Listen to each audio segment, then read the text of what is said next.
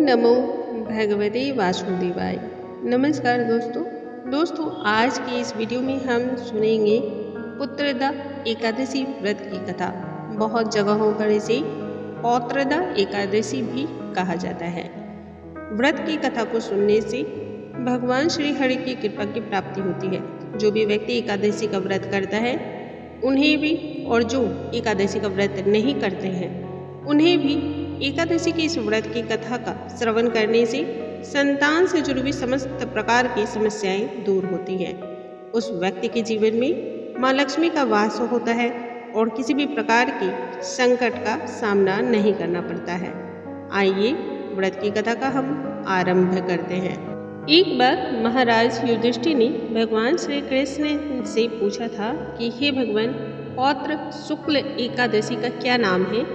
उस एकादशी की विधि क्या है? उसमें कौन से देवता का पूजन किया जाता है और इसके पीछे की कथा क्या है? कृपया कर आप हमसे कहिए। इस पर भगवान श्री कृष्ण बोले, हे राजन, इस एकादशी का नाम पुत्रदा एकादशी है।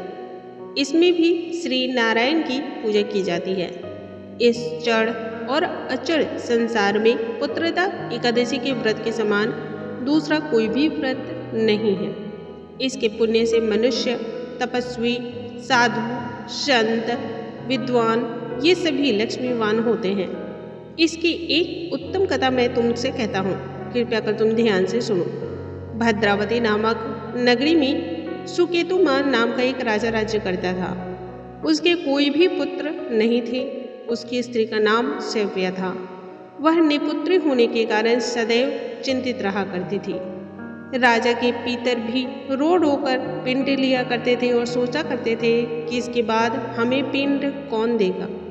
राजा को भाई, बांधव, धन, हाथी, घोड़े, राज्य और मंत्री ऐसी बहुत सारी चीज़ें मौजूद थी, लेकिन किसी से भी संतुष्टि नहीं थी।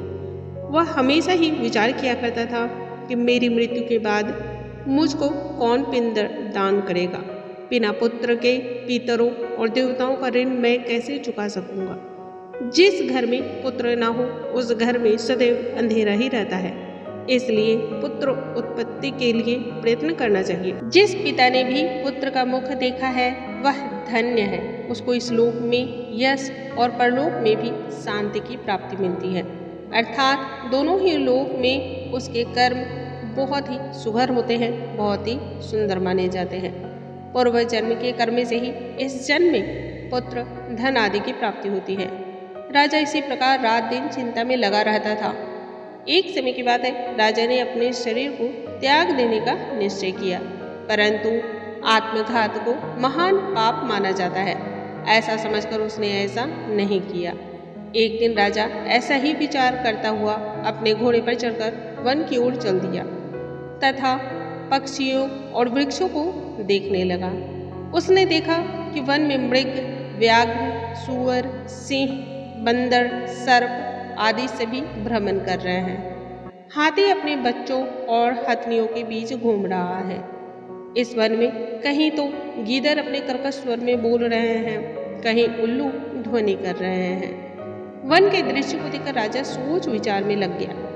ऐसे करते करते दिन का आधा वक्त जो है वह बीत गया। वह सोचने लगा, मैंने कई यज्ञ किए, ब्राह्मणों को स्वादिष्ट भोजन से तृप्त किया, फिर भी मुझे इस प्रकार का दुख क्यों प्राप्त हुआ है?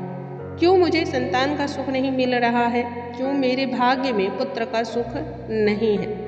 राजा प्यास से व्याकुल हो गया और प्यास के मारे अत्यंत दुखी होकर पानी की तलाश में इधर उधर खोजने फिरने लगा।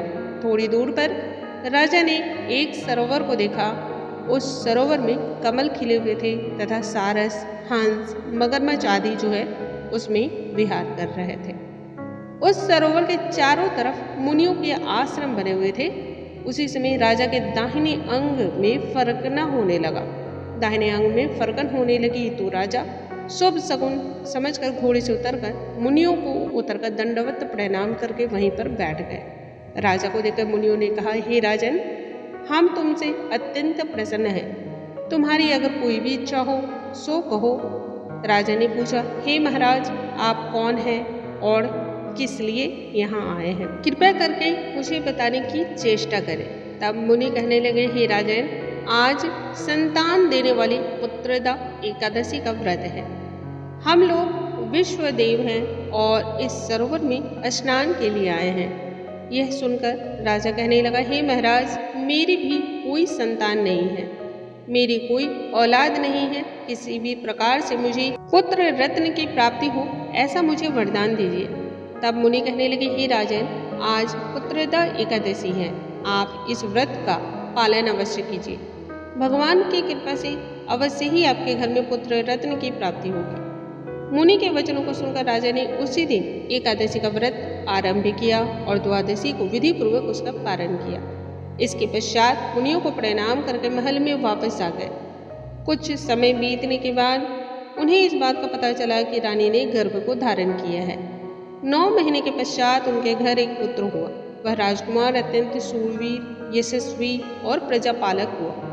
तब श्री कृष्ण बोले, हे राजन, पुत्र की प्राप्ति के लिए पुत्रदा एकादशी का व्रत करना चाहिए। जो मनुष्य इस महात्म्य को पढ़ता है या सुनता है या अथवा दूसरों को सुनाता है, उसे अंत में स्वर्ग की प्राप्ति होती है।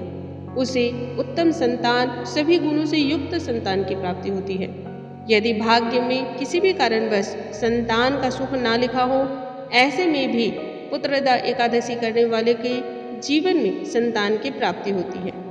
इस प्रकार से पुत्रदा एकादशी व्रत का कथा समापन होता है। बोलो श्री नारायण की जय, बोलो श्री हरे की जय। श्रीमन्नारायण नारायण हरे हरे, जप लो नारायण नारायण हरे हरे, रट लो नारायण नारायण हरे हरे हरे हरे। दोस्तों, अगले वीडियो में हम एक नई जानकारी के साथ फिर से मिलेंगे। तब तक के लिए नमस्कार दोस्तों।